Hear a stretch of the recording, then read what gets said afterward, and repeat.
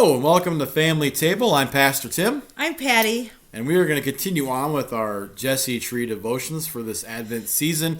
We're moving on to a new person. So we had Joshua yesterday. Yes. And today, many years after the time of Joshua, when God's people were living in the land, in the promised land, there was a woman named Ruth. And she was from a different land, different type of people than Israelites, but she was married to one of God's people. Right. She married into the Israelite clan. Into the family. Yep. And her husband died, and her sister-in-law's husband died, and her father-in-law died. So it left just her mother-in-law, her, and her sister-in-law, just the three of them. And she told them all to go back to their own countries because there was nothing left there for them. Well, the one did, but Ruth said, no, I'm going to stick with my mother-in-law, and I'm going to help her. Mm-hmm. And so they decided to move back to Bethlehem. That was Naomi, which is the mother-in-law. Right. That's where she was from. Right. So Naomi or Ruth, they moved back to Bethlehem, and God used a special man to help provide for them. Mm-hmm. What's his name? His name begins with a B. Bozo. No, that was a clown. Oh. It's like a thing you wear around your neck, a boa. A bow tie. A boa, like a boa. A Boaz. A Boaz, that's it. His name was Boaz. Yes. Yep. His name was Boaz. Yes. And so Boaz helped provide for Naomi, the mother-in-law, and Ruth.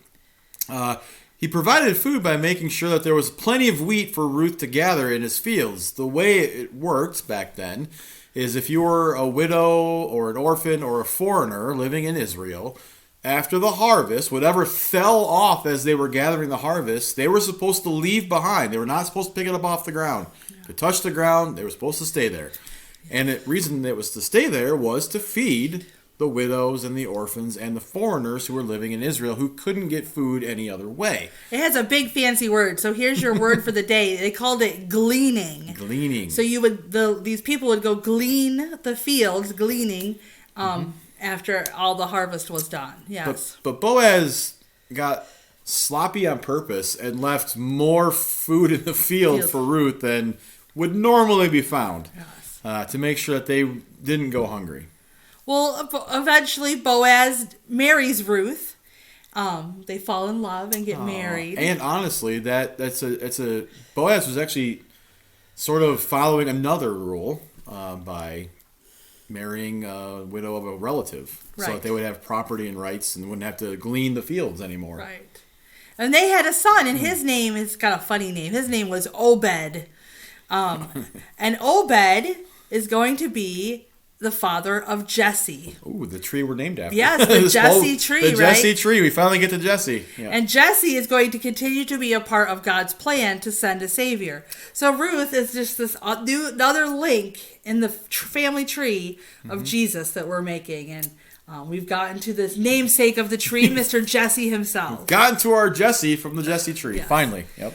But your coloring page today, we're going to have you color some wheat. Mm-hmm. It's going to be a coloring page of wheat, just to remind us that God always provides, whether it's through another person, through our parents, but he does always provide for us in some way. Mm-hmm. Yeah. So, that's it for today, and I think probably tomorrow we'll talk about Jesse. Maybe. I know.